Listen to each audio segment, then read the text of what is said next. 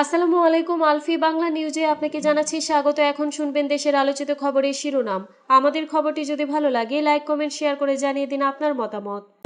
পুলিশের লাঠিপেটার পর কর্মবিরতির ডাক প্রাথমিকের শিক্ষকদের। দেশে ফিরেই বিমানবন্দরে আটক নিষিদ্ধ ছাত্রলীগ নেতা। ডিসেম্বরের শুরুতেই নির্বাচনের তফসিল ঘোষণা করতে হবে বলেছেন সালাহুদ্দিন। কারো দলীয় স্বার্থ বাস্তবায়ন করা এই সরকারের কাজ নয় বলেছেন তারেক রহমান। নির্বাচন বিলম্বিত করে ক্ষমতার স্বাদ নিতে চায় কিছু দল বলেছেন হাফিজ উদ্দিন। সহকারী শিক্ষকদের হঠাৎ করে কিভাবে দশম গ্রেডে উন্নীত করব বলে প্রশ্ন তুলেছেন উপদেষ্টা। কথায় কথায় রাস্তায় যাবেন, বৃহত্তর দল যদি নামে সংঘর্ষ হবে বলে মন্তব্য করেছেন আমির খসরু। পুলিশের লাঠিপেটার পর কর্মবিরতির ডাক প্রাথমিকের শিক্ষকদের। দেশে ফিরেই বিমানবন্দরে আটক নিষিদ্ধ ছাত্রলীগ নেতা। ডিসেম্বরের শুরুতেই নির্বাচনের তফসিল ঘোষণা করতে হবে সালাহুদ্দিন। কারো দলীয় স্বার্থ বাস্তবায়ন করা এই সরকারের কাজ নয় বলেছেন তারেক রহমান। নির্বাচন বিলম্বিত করে ক্ষমতার স্বাদ নিতে চায় কিছু দল বলেছেন হাফিজ উদ্দিন। সহকারী শিক্ষকদের হঠাৎ করে কিভাবে দশম গ্রেডে উন্নীত করব বলে প্রশ্ন তুলেছেন উপদেষ্টা। কথায় কথায় রাস্তায় যাবেন, বৃহত্তর দল যদি নামে সংঘর্ষ হবে বলে মন্তব্য করেছেন আমির খসরু।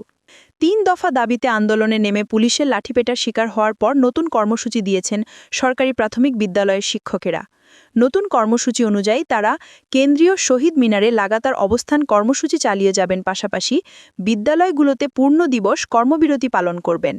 আন্দোলনকারী প্রাথমিক শিক্ষক দাবি বাস্তবায়ন পরিষদের নেতা মোহাম্মদ শামসুদ্দিন মাসুদ আজ সন্ধ্যায় প্রথম আলোকে এই তথ্য দিয়েছেন। এর আগে বিকালে শাহবাগে প্রাথমিক শিক্ষকদের মিছিলে পুলিশ চড়াও হয়। লাঠিপেটা, কাঁদানে গ্যাস, জলকামান, সাউন্ড গ্রেনেড শতাধিক শিক্ষক আহত হন। শিক্ষকদের অভিযোগ, পুলিশ হামলা চালিয়েছে বিনা উস্কানিতে। অন্যদিকে পুলিশ বলছে শিক্ষকেরা বাধা উপেক্ষা করে প্রধান উপদেষ্টার বাসভবন যমুনার দিকে এগোলে তাদের ছত্রভঙ্গ করে দেওয়া হয়। হামলার পরপরই শামসুদ্দিন মাসুদ প্রথম আলোকে বলেছিলেন তারা শহীদ মিনারে ফিরে নতুন কর্মসূচি ঘোষণা করবেন। তিনি প্রাথমিক বিদ্যালয়ে সহকারী শিক্ষক সমিতির সভাপতির পদে রয়েছেন। এমন আরও কয়েকটি সংগঠন নিয়ে প্রাথমিক শিক্ষক দাবি বাস্তবায়ন পরিষদ গড়ে তুলে এই আন্দোলন চলছে। বর্তমানে সরকারি প্রাথমিক বিদ্যালয়ে সহকারী শিক্ষকেরা জাতীয় বেতন স্কেলের ১৩তম গ্রেডে বেতন পান, তা ১০ম গ্রেডে করার দাবিতে এখন আন্দোলনে নেমেছেন শিক্ষকেরা। তাদের অন্য দুটি দাবি হল শতভাগ বিভাগীয় পদোন্নতি এবং চাকরির ১০ ও ১৬ বছর পূর্তিতে উচ্চতর গ্রেড। কিছুদিন আগে তারা সহকারী শিক্ষকদের বেতন গ্রেড ১১তম করার দাবিতে আন্দোলন করেছিলেন। তাদের সেখান থেকে এগিয়ে এখন ১০ম গ্রেডে দেওয়ার দাবি জানাচ্ছেন। এতদিন সরকারি প্রাথমিক বিদ্যালয়ের প্রধান শিক্ষকের বেতন গ্রেড ছিল ১১তম। দীর্ঘ আইনি লড়াই শেষে রিট আবেদনকারী সরকারি প্রাথমিক বিদ্যালয়ের ৪৫ জন প্রধান শিক্ষকের বেতন গ্রেড এক ধাপ বাড়িয়ে ১০ম গ্রেডে উন্নীত করা হয়েছে। এর ফলে সারা দেশের সরকারি প্রাথমিক বিদ্যালয়ের সব প্রধান শিক্ষকের বেতন গ্রেড ১০ম গ্রেড হওয়ার পথ তৈরি হল। মানিকগঞ্জের সিংগাইর উপজেলা ছাত্রলীগের সাধারণ সম্পাদক আবদুল্লাহ আল মামুনকে শাহজালাল আন্তর্জাতিক বিমানবন্দর থেকে আটক করেছে ইমিগ্রেশন পুলিশ। শনিবার ৮ নভেম্বর ভোর রাতে বিমানবন্দরের ইমিগ্রেশন কর্মকর্তারা তাকে আটক করে পরে সিংগাইর থানা পুলিশের কাছে হস্তান্তর করেন। সিংগাইর থানার অফিসার ইনচার্জ JOM তৌফিক আজম বিষয়টি নিশ্চিত করেছেন। তিনি জানান, আটক আবদুল্লাহ আল মামুন সিংগাইর উপজেলার বলধারা ইউনিয়নের বেরুন্ডি গ্রামের আব্দুস সামাদের ছেলে। ওসি তৌফিক আজম বলেন, আবদুল্লাহ আল মামুনের বিরুদ্ধে সিংগাইর থানায় একাধিক মামলা রয়েছে। সরকার পতনের পর তিনি দুবাইয়ে আত্মগোপনে ছিলেন। শনিবার রাতে দেশে ফিরে এলে ইমিগ্রেশন কর্মকর্তারা তাকে শনাক্ত করে আটক করেন। পুলিশ বলছে, দীর্ঘদিন আত্মগোপনে থাকার পর দেশে ফেরার সময় গোপন তথ্যের ভিত্তিতে তাকে আটক করা হয়েছে। বর্তমানে তাকে সিংগাইর থানায় নেওয়া হয়েছে এবং আইনি প্রক্রিয়া চলছে। বিএনপির স্থায়ী কমিটির সদস্য সালাহুদ্দিন আহমদ বলেছেন, নির্বাচন কমিশনকে ডিসেম্বরের প্রথমার্ধের মধ্যে নির্বাচনের তফসিল ঘোষণা করতে হবে। তিনি বলেছেন, ভারতে বসে আওয়ামী লীগের ১৩ নভেম্বরের লকডাউন কর্মসূচি দেওয়া পাগলের প্রলাপ। শক্তি থাকলে তাদের ভারতে পালাতে হতো না। শনিবার ৮ নভেম্বর জাতীয় বিপ্লব ও সংহতি দিবস উপলক্ষে বাংলাদেশ জাতীয়তাবাদী ছাত্রদলের আয়োজনে রাজধানীর কাকরাইলে এক আলোচনা সভায় তিনি এসব বলেন। সালাহুদ্দিন বলেন, আওয়ামী লীগ কখনো গণতন্ত্রের পুনর্বাসন চায় না। তারা শুরু থেকে শেষ পর্যন্ত গণতন্ত্র রক্ষার জন্য কোনো কাজ করেনি। দেশে বিলুপ্ত গণতান্ত্রিক পরিবেশ থেকে মুক্তির সূচনা হয়েছিল ৭ নভেম্বর। তিনি বলেন, আওয়ামী লীগের রাজনীতি সবসময় মিথ্যার রাজনীতি। আমরা জাতীয় ঐক্যের স্বার্থে এই বিষয়ে এতদিন প্রশ্ন তুলিনি। তিনি আরও বলেন, ঐক্যমত কমিশনের মেয়াদ শেষ করে আমেরিকায় গিয়ে অবস্থান নিয়েছেন সহভাবিপতি। গণভোটের মধ্য দিয়ে সংবিধান পরিবর্তন হয়ে যাবে না, তবে মানুষের চাওয়া রক্ষায় সায় দিয়েছে বিএনপি। বিএনপির এই নেতা বলেন, ঘি দিয়ে তৈলাক্ত বক্তব্য সমীচীন নয় রাজনৈতিক দলের নেতাদের। আপনারা খেতে না পারলে বাড়া ভাতে ছাই দেবেন, তা মেনে নেবে না জনগণ। তিনি বলেন, সরকারের সীমারেখা একটি সুষ্ঠু নির্বাচন পর্যন্ত। তাদের সঙ্গে যে কোনো আলোচনায় প্রস্তুত বিএনপি। জনগণের ভোটের মাধ্যমে জনগণের প্রতি দায়বদ্ধ ও জনগণের কাছে জবাবদিহিমূলক একটি গণতান্ত্রিক সরকার প্রতিষ্ঠাই বর্তমান অন্তর্বর্তীকালীন সরকারের অন্যতম প্রধান কর্তব্য বলে উল্লেখ করেছেন বিএনপির ভারপ্রাপ্ত চেয়ারম্যান তারেক রহমান। একই সঙ্গে তিনি বলেছেন, অবশ্যই কারো দলীয় স্বার্থ বাস্তবায়ন করা এই সরকারের কাজ নয়। হিন্দু প্রতিনিধি সম্মেলন 2025-এ প্রধান অতিথির বক্তব্যে লন্ডন থেকে ভার্চুয়ালি যুক্ত হয়ে কথা বলেন তারেক রহমান। আজ শনিবার বিকেলে রাজধানীর কৃষিবিদ ইনস্টিটিউট মিলনায়নে মতুয়া বহুজন সমাজ ঐক্যজোটের আয়োজনে সম্মেলন হয়। সম্মেলনে হিন্দু সম্প্রদায়ের বিভিন্ন সংগঠন ও মঠ মন্দির পরিচালনা কমিটির নেতাকর্মীরা উপস্থিত ছিলেন। হিন্দু সম্প্রদায়ের ধর্মগ্রন্থ বেদ ও গীতা পাঠের মাধ্যমে অনুষ্ঠান শুরু হয়। এরপর অতিথিরা প্রদীপ প্রজ্বলন করেন। দেশ অস্থিতিশীল হলে পরাজিত পলাতক ফ্যাসিবাদী অপশক্তির পথ সুগম হতে পারে বলে সতর্ক করেন তারেক রহমান। এ প্রসঙ্গে অন্তর্বর্তী সরকারকে গুপ্ত রাজনীতি সম্পর্কে সজাগ থাকার আহ্বান জানান তিনি। বিএনপির ভারপ্রাপ্ত চেয়ারম্যান বলেন, ফ্যাসিবাদী শাসনামলে ফ্যাসিবাদের রোষানল থেকে বাঁচতে ফ্যাসিবাদ বিরোধীদের কেউ কেউ গুপ্ত কৌশল অবলম্বন করেছিল। একইভাবে পতিত পরাজিত ফ্যাসিবাদী অপশক্তিও বর্তমানে গুপ্ত কৌশল অবলম্বন করে দেশের গণতন্ত্রে উত্তরণের পথকে বাধাগ্রস্ত করে কিনা এ ব্যাপারে সজাগ দৃষ্টি রাখার আহ্বান রাখছেন। ফ্যাসিবাদ বিরোধী আন্দোলনে রাজপথের আন্দোলনের সঙ্গী কারো কারো ভূমিকা দেশে আপনার, আমার, আমাদের বহু মানুষের অধিকার ও সুযোগকে বিনষ্ট করার হয়তো একটি পরিস্থিতি তৈরি করছে বলেও মন্তব্য করেন তিনি। পতিত ও পলাতক অপশক্তিকে কোনো সুযোগ না দেওয়ার আহ্বান জানিয়ে তারেক রহমান বলেন, গুপ্ত বাহিনীর সেই অপকৌশল থেকে রক্ষা পাওয়ার জন্য অন্যতম প্রধান কৌশল হচ্ছে একটি ফ্যাসিবাদ বিরোধী জাতীয় ঐক্য বজায় ও বহাল রাখা।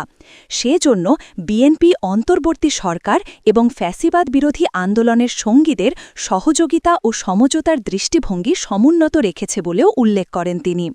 বাংলাদেশের রাজনীতিতে বিএনপি বরাবরই একটি শান্তিকামী, সহনশীল, গণমুখী রাজনৈতিক দল বলে উল্লেখ করেন তারেক রহমান।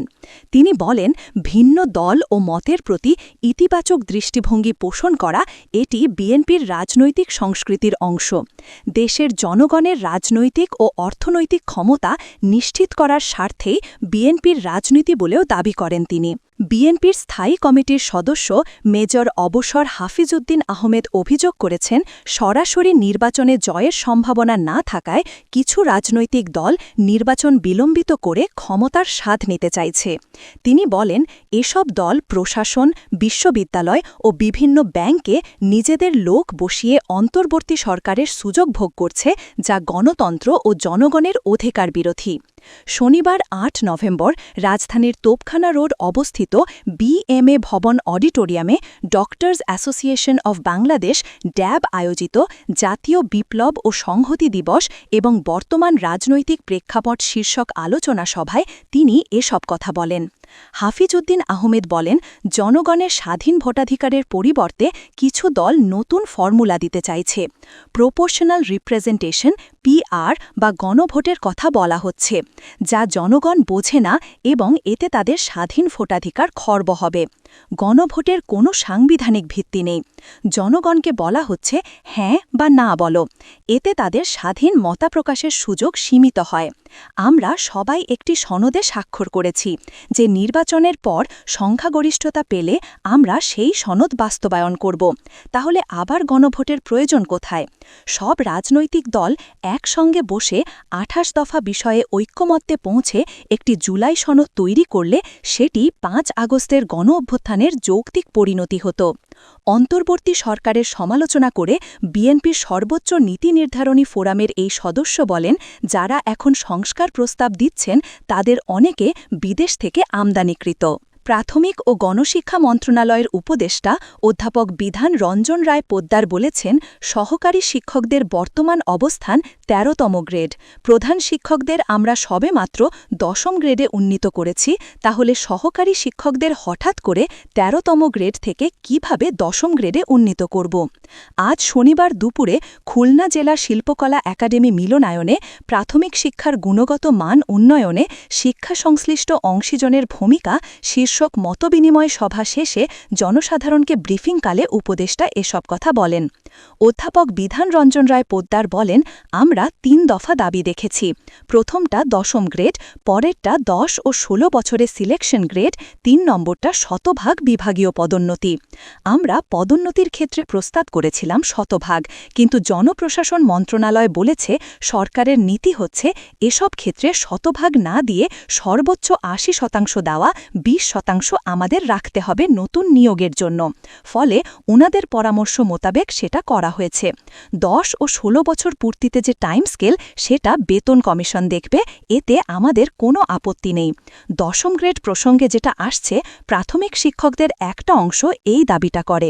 বেশিরভাগ শিক্ষক মনে করেন এই দাবিটা মোটেই যৌক্তিক না। দাবির যৌক্তিকতা নিয়ে উপদেষ্টা বলেন, আমাদের প্রধান শিক্ষকেরা ১২ ও ১১ গ্রেডে বেতন পেতেন। বর্তমান সরকার তাদের ১০ম গ্রেডে উন্নীত করেছে। প্রাথমিক শিক্ষকদের সংখ্যা অনেক বেশি, বড় আর্থিক সংশ্লেষ আছে এখানে। সরকার মনে করেছে প্রধান শিক্ষকের দাবিটা যুক্তিসঙ্গত ছিল, এজন্য প্রধান শিক্ষকের দাবিটা আমরা বাস্তবায়ন করেছি। বাংলাদেশের মানুষ সাংঘর্ষিক রাজনীতি দেখতে চায় না, স্থিতিশীলতা দেখতে চায় বলে মন্তব্য করেছেন বিএনপির নেতা। প্রতিবাদের অধিকার সবার আছে, তা স্বীকার করেই তিনি বলেছেন, কথায় কথায় আপনি রাস্তায় যাবেন, এখন অন্য দল যদি তার প্রতিবাদে আবার রাস্তায় যায় তাহলে কি হবে? সংঘর্ষ হবে না? বৃহত্তর দল বাংলাদেশে যদি রাস্তায় নামে এগুলোর প্রতিবাদে সংঘর্ষ হবে। এজন্য কি আমরা শেখ হাসিনাকে বিদায় করেছি? আজ শনিবার রাজধানীর একটি হোটেলে ট্রেস কনসালটেন্সি নামে এক সংস্থার উদ্যোগে প্রযুক্তি নির্ভর নির্বাচনী ইশতেহার প্রণয়নে রাজনৈতিক দলের ভূমিকা নিয়ে সংলাপে আমির খসরু এ কথাগুলো বলেন। বিএনপি নেতা কোনো দলের নাম উল্লেখ করেননি, তবে গণভোট আগে করা সহ ৫ দাবিতে রাজপথে নানা কর্মসূচি দিয়ে যাচ্ছে জামায়াতে ইসলামী। তাদের সেই আন্দোলনকে নির্বাচন